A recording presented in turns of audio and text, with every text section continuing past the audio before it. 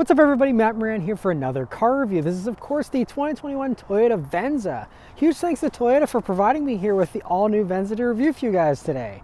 So after a few year hiatus, the Venza is back, and so I gotta say, this looks way better than the old Venza did. This looks so sleek. I love that scowling look you have up front there, and this whole vehicle is based on the RAV4, and so it has the same wheelbase and the same width as the RAV4, but the length is longer by a few inches here, and it really gives this a much more attractive look than the RAV4 in my opinion. The RAV4 doesn't look bad, but this looks a lot more elegant, and with the flowing lines, the slender headlamps, and that little bit of a more pointy nose with the grille here on the Venza. I think it looks really sharp here. Also coming down to the sides, you have these 19-inch like satin polished wheels that look great. The side profile is very elegant and smooth as well. But I think my favorite part is the back end of the Venza, where you have those full width taillights that are nice and slender and gives us a very elegant look, and it really gives the whole back end is much more rounded and curvy than the basically flat hatches you have there on normal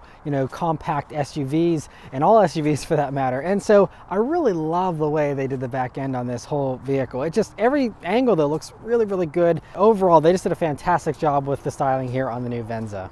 All right, so let's start up and go for a drive. The Venza here has a unique key, which is pretty cool here. Just says Venza on the front there. And then on the back's where all your buttons are at. Another nice little Toyota logo there. And, it's not too thick. It's a average size key, not too bad. And I really like it actually. But of course, it's keyless access, keyless entry, and push button start here in the Venza. So you just leave the key in your pocket, hit the power button, and it starts right up. And if you're curious to hear about the interior in the all-new Venza, my wife and I actually just did a full in-depth interior review on this vehicle, so I will link that above. You can go watch that if you want to hear all our thoughts on this interior. But overall, I'd say it's one of the nicest interiors Toyota has done. It is very cool looking, especially this one, the way it's trimmed here. You got some bronze stitching and some blonde wood, and it just really is impressive, this huge screen. But yeah, go watch that video for all the details. All right, so setting off here in the 2021 Venza. So the first thing you notice about it, well, you have a nice high seating position like you expect from a crossover SUV like this these days, and excellent visibility here. It's very similar to the RAV4, where you have a nice thin A-pillar, a nice little window here right by your mirror. The mirror is off on the doors, and so it just gives you an excellent view forward. I love the visibility here, and view out of the back is also really good, even with the regular standard mirror, but this one also has the digital camera rearview mirror here in this top trim, and so that gives you a very high definition view of everything around you, and so that's really nice to have. This also does have on the top trims here the bird's eye 360 view, so whenever you're in reverse, or if you manually put in the camera mode, then you'll be able to see a bird's eye view of everything around you. And it's very nice to have the forward camera as well whenever you're parking in tight spaces and things like that. And so overall, I really love all that. It makes it very easy to drive the Venza. But just cruising here on a little park road, it's very refined. So the gas engine is on right now, and now it's just turned off, but it's very quiet. It's one of the great things with hybrids is that, whenever you're just coasting or inching up or things like that, it's all done electrically, totally silently, and it gives you a little bit of a more refined feeling, as well as also saving you on a bunch of gas. So that's always nice. And the Venzas, by the way, are all hybrid. There is no normal gas version. I mean, they all run a gasoline engine, but they're all hybrid. There is no other powertrain options here, and that means all-wheel drive is also standard in the Venza, which is nice. You don't have to pay extra for it like you do in the RAV4 and and all the other vehicles out there. But yeah, so throttle response is nice and immediate. You have that little electric boost that comes on very early on, and then the gas engine kicks in if you push the gas a little bit too far. Brakes also have a pretty natural feel to them, so they are regenerative brakes, and so they'll help you to charge the battery whenever you're slowing down. But they feel pretty normal and shouldn't really take much getting used to, even if you aren't used to hybrids. You also might hear that little song is playing. That's what it does when you're in electric mode under, I believe it's about 20 or 25 miles per hour, and that's just because it's operating silently, and so it needs to warn pedestrians around you that you're rolling up on them, since there's no gas engine to audibly alert someone. And so that's a cool little thing about these Toyota hybrids. And but yeah, it's pretty refined and quiet in here too. Ride's nice and smooth, at least at low speeds here so far. And now the gas engine's on, and you hear it a little bit, but I think that you hear it much less than you do in the RAV4. They did say there's some additional sound deadening around the engine bay area, and they quieted down the intake and stuff to help this to have a little bit more of a luxurious feel than the RAV4. That's what they were going for, is making this feel a little more premium, even though it is based on the RAV4 with much of its components and stuff. But we're going to go ahead and put it up into the sport mode. It does have a sport mode here, and I'll put the transmission into its sport mode as well. And yeah, let's turn down onto this back road here and see how it does. Here we go. Nice little electric punch. Really takes off well off the line. Pretty quick. Yeah, so I'm pleasantly surprised. It feels punchier than the numbers suggest. So Toyota's a little odd with the way they quote their horsepower. So they give you a combined horsepower of 219 horsepower. I believe about 163 horsepower of that comes from the gas engine. The rest comes from the electric powertrain, but there is no torque figure given. The gas motor does, I think, about 163 pound-feet of torque, but the electric motors and stuff, theoretically, you could end up doing, like over 300 pound-feet of torque, but they don't all work together to give you their maxed outputs at the same time. So that's a little bit iffy. So as far as judging actual torque, I'm not sure, but the result is you get a 0 to 60 time of 7.6 seconds here in the Venza. That's what Car and Driver got. And, I guess when you're up at speed, it doesn't feel quite as punchy, but you still get that instant electric jolt, especially here in sport mode. That the 7.6 number feels a little slow to me. I would say this feels like it's maybe high sixes or something like that. Still not, sports car fast or anything, but it's, pretty punchy. It only weighs a few pounds over what you get in a RAV4 Hybrid, so you're not really paying any kind of weight penalty or anything like that. And it does have a manual shift mode here, but it's mostly just for like the regenerative braking to really slow you down more. And it doesn't actually do any shifting, so it's just for regenerative braking, which is really cool though, because it means whenever you're going down hills and stuff, you can control how much it's doing the regen, and that's really awesome. Unfortunately, there aren't any paddle shifters to do that like you can get in the RAV4 Hybrid, which would be nice to have. But I get that the Venza is not supposed to be sporty. That's why there is no XSE or SE versions of the Venza. It's just the XLE and then the Limiteds and stuff here. So they're deliberately choosing to make this the less sporty version. So if you want a sporty vehicle of this size, you just go for the RAV4 Hybrid and you get that sporty version. And so, but anyway, we're coming off some corners here, and let's see how the Venza handles them. So, like I said, a little over 3,900 pounds. Okay, so it doesn't do too bad. So you have that little bit of a battery in the floor to give you a little bit of a lower center of gravity.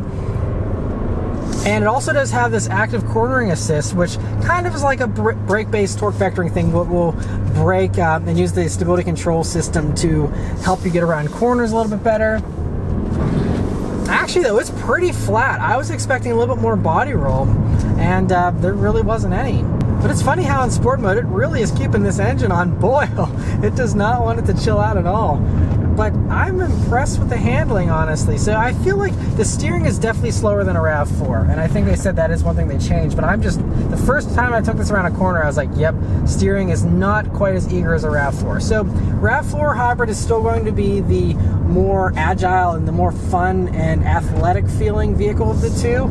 But that doesn't mean that the Venza is going to feel lazy or too soft or anything. You have a little bit of a softer ride than the RAV4 too, which I'm appreciating. But it doesn't feel like it's holding me back a whole lot. Again, for something like this, a compact, mid-size crossover, no one's going to be treating these things like sports cars, really. And so I think that, for going around corners in a spirited fashion like I'm doing now, it still feels pretty sporty. Again, I think a lot of the credit goes to that electric motor in the rear, which can really help to rotate that back end instantly and give you really great punch out of a corner.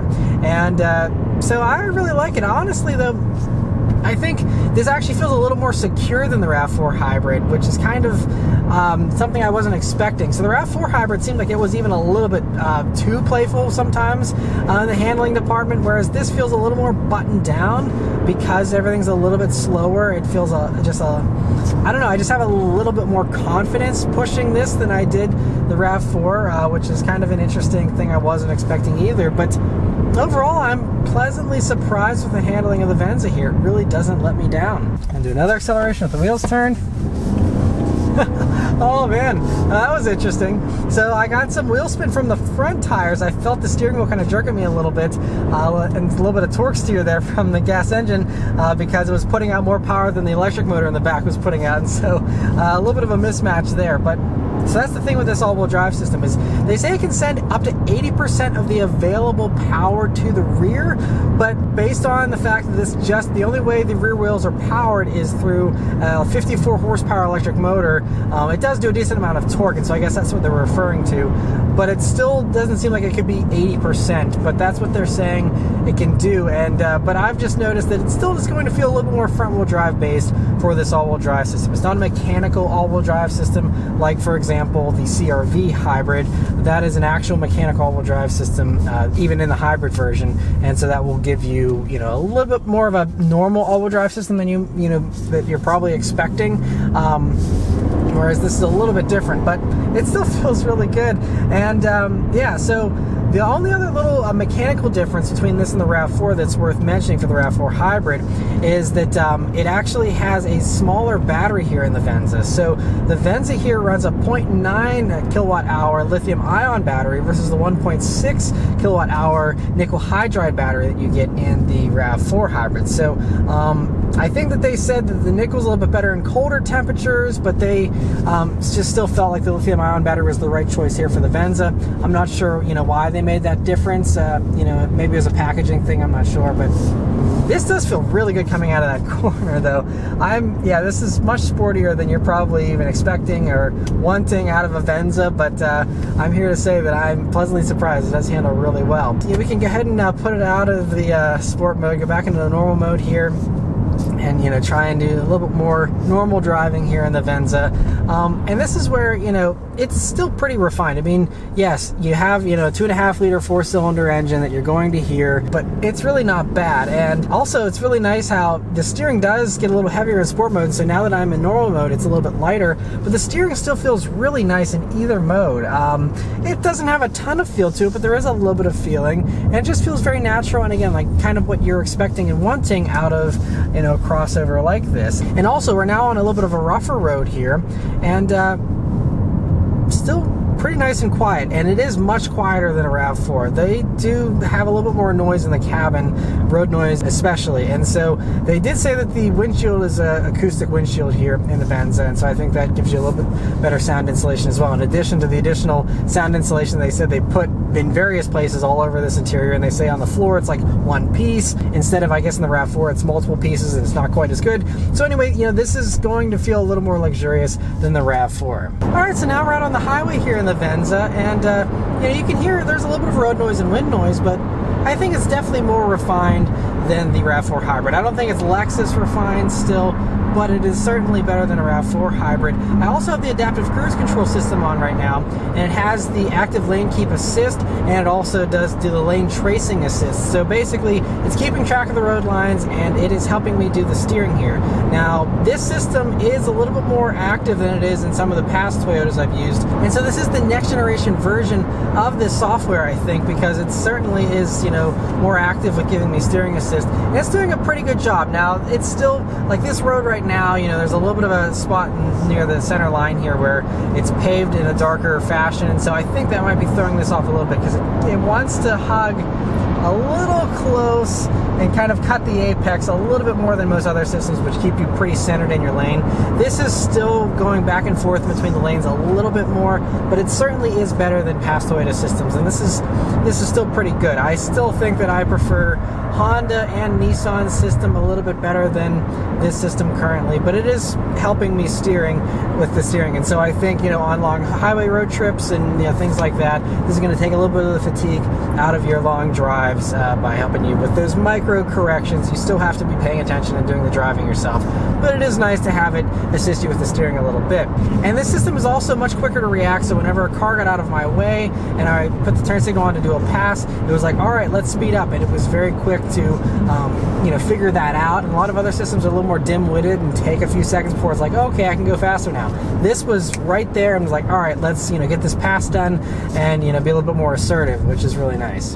But anyway, I'm going to have the Venza here for an entire entire week. So I'm going to drive around all week, and I'll come back and give you guys my final real-world fuel economy, as well as my thoughts on the pricing, the competition, and also anything else that I noticed during my week of driving the Venza here. All right, so I've been driving the Venza here for a week now, and it's been a very nice thing to daily drive. You know, it's just nice and comfortable, pretty refined, and just a nice thing that kind of fades into the background a little bit, which, you know, it's not the most exciting vehicle, but it's just a nice companion, and I really like that. This week we also got a decent amount of snow here in Pittsburgh, and so I was able to actually test out the all-wheel drive system in the snow, and I'm happy to report it does very well. I've never actually gotten to test out this Toyota electric all-wheel drive system in the snow before, and you know, it's what they use in the RAV4 Hybrid and the Highlander Hybrid, and you know, a lot of the hybrid stuff, and I'm pleasantly surprised at just how good it is. You know, I was kind of skeptical that, you know, it only has the one little bit of a weaker electric motor in the back there, and I was worried that, you know, that wouldn't be enough power in the rear sometimes for, you know, when you're going up hills in the snow and stuff. But I was able to go up hills in the snow, no problem whatsoever. And since you can actually see your torque distribution here on the screen, I was able to kind of keep tabs on that, and it, you know, kicks in that back motor when it needs to. But, you know, you still have most of the pulling being done in the front anyway. But it did a really good job. I had no traction issues whatsoever, no worries about, you know, not having enough battery power or anything. Toyota says they always retain enough battery juice to allow you to actually continue to drive and have that all-wheel drive functionality whenever you need it. So you never have to worry about that going low. It'll kick on the gas engine and recharge that battery before it actually lets you run out of any kind of, you know, rear power there. So I was very impressed with that. I was also really impressed with the camera rear view mirror, which is something you only get here on this top trim, I believe. And I think the thing that's important to distinguish this camera from some of the others, I think, is that this one actually is inside of the vehicle, the camera, and so it's not exposed to the elements like some other cameras, and so that means it's less susceptible to, you know, any kind of distortions or anything like that. And so what I loved about it is, so it's right behind the rear glass there, so even though with that rear window being dirty currently because we have salt on the roads, and so that ended up accumulating on that back window, you don't see any salt or anything on the display here. So it's somehow, with software, something is able to focus on just the road and not on the debris on the rear window even. And so it does a very good job of keeping that clear even whenever the car is covered in snow and, you know, driving through all kinds of bad conditions. So I was very impressed with that as well. So the last two things really to mention here about the Venza, though, are its fuel economy and its pricing and its competition as well. So first we'll talk about fuel economy. So these are rated at 40 mpg in the city, 37 on the highway, and 39 combined. So like most hybrids, it actually gets the best fuel economy in stop and go driving and gets the worst whenever you're out there on the open road. And so in my driving, which is a worst case scenario, I got 30.4 mpg, but let me explain why I'm down almost 10 mpg from where I was expecting to be. The main reason is that I was doing a lot of startups in the cold and thawing out the car, so I'm turning on the car and then getting out and, you know, scraping all the snow off of it and doing all that kind of stuff. And so with that, especially when it's that cold, it immediately kicks on the gas engine and idles like a normal gas car. If you're starting up and it's warmer temperatures, you know, you can hit the power button and it doesn't even turn on the engine. You can slowly, quietly roll out of your driveway and, you know, be in EV a lot more. But whenever you're trying to pump heat and you're trying to, you know, thaw out the vehicle and stuff, and you're idling and you're just sitting there, it kicks on that gas engine the entire time. And especially in a vehicle that, you know, gets such good fuel economy, whenever you're just having that gas engine on for no reason, it just kills your average. And so I drove almost 160 miles, and there's a decent amount of highway driving and a lot of back road stuff. Actually a little less stop and go than I usually do, but still a good amount of that as well. And so I'm at 30.5 mpg. So I would consider this a worst case scenario for the fuel economy you'll get in the Venza. And even at the 30.5 mpg, for an absolute worst, I'm, you know, wasting gas with idling and stuff, to still be getting over 30 mpg, I think is actually very respectable. And I'm sure that average would probably continue to climb a little bit with the less idling I did and the more actual driving I did. So, you know, that's the only thing there. But again, I do not think this is representative of normal fuel economy, and even if, you know, you're just parking in a garage, you don't have to clean snow off your car, you'll probably do much better even in the wintertime. So, you know, just keep that in mind, so don't be too worried about my 30 mpg, but that's what I got, and so I wanted to tell you guys that. Then the last thing to mention here, though, is the pricing of the Venza. So, the Venza here is kind of in a weird position as far as how we compare it with the pricing. I mean, the pricing does start in the lowish $30,000 range, and then this one, as tested, is about $43,500. And this is a fully loaded limited, which has, you know, this stargaze, you know, panoramic moonroof here, which is really cool. The only unfortunate thing about that is it automatically goes back to being opaque every time you get in the vehicle. It doesn't remember that you actually want to see the outside whenever you hit that button. So you have to constantly, every time you get in the car, turn that on to actually see above you. Otherwise, it's going to, you know, give you that frosted look every time you get in. I wasn't in love with that. I wish it would just remember what setting I want and leave it at that. Getting back to the pricing here. So it's hard to compare it because the way that it's priced and the size of this vehicle, it's in a little bit of a tricky situation because it's priced like a mid-size SUV, but it's not as big as any other mid-size SUVs out there. Mid-size two-rows, that is. So, you know, your main competition, technically, as far as pricing goes, would be stuff like a Ford Edge, a Nissan Murano, and some of the ones that I've reviewed more recently, the Honda Passport, the Chevy Blazer, Hyundai Santa Fe. That's the kind of stuff that this is supposedly competing with. And, okay, that kind of makes sense because it's a little more premium feeling than a RAV4 in here and stuff. And I'd say compared with all of those, this has one of the nicest interiors.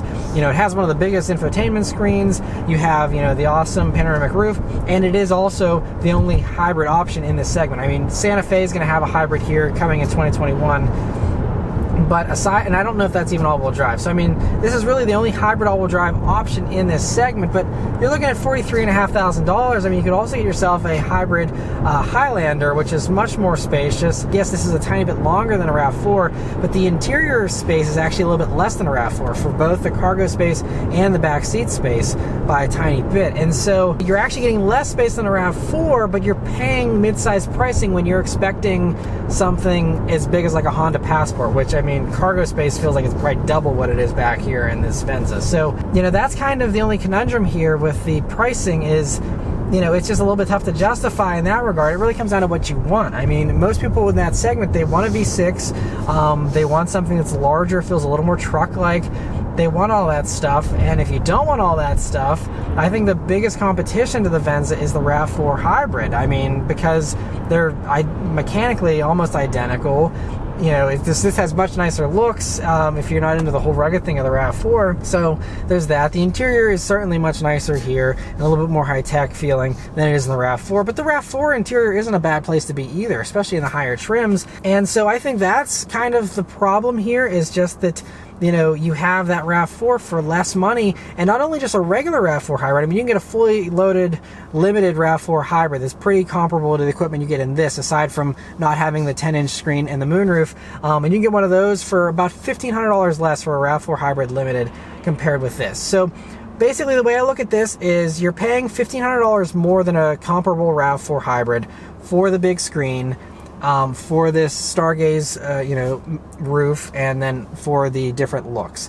If that's worth an extra $1,500 to you, I think this isn't priced badly when you compare it to that RAV4. But if you are comfortable spending mid $40,000 for a Toyota hybrid SUV, then that's where the RAV4 Prime comes into play, and that further complicates things because the RAV4 Prime in its XSE trim, which is pretty comparable to like an XLE trim of the Venza. The Venza has some nicer things in this top trim, but, you know, basically it only comes out to being a couple $1,000s difference between the Venza here and the RAV4 Prime. And even if you do the most like extreme case, you could maybe say it's like a $7,500 difference between the RAV4 Prime and the Venza. And so the thing with the RAV4 Prime is you get the full $7,500 tax credit, which thereby, you know, eventually ends up making it the same price as a Venza. With the RAV4 Prime, you're getting 40 some miles of all electric actual range. You get way more horsepower. You're going to get better fuel economy because you have the extended electric range, and you get you know, most of the same niceties. Yes, you don't get the moonroof, and you don't get this fancy moonroof. You still get a moonroof in the RAV4 Prime, but it's not this, you know, fancy stargaze thing.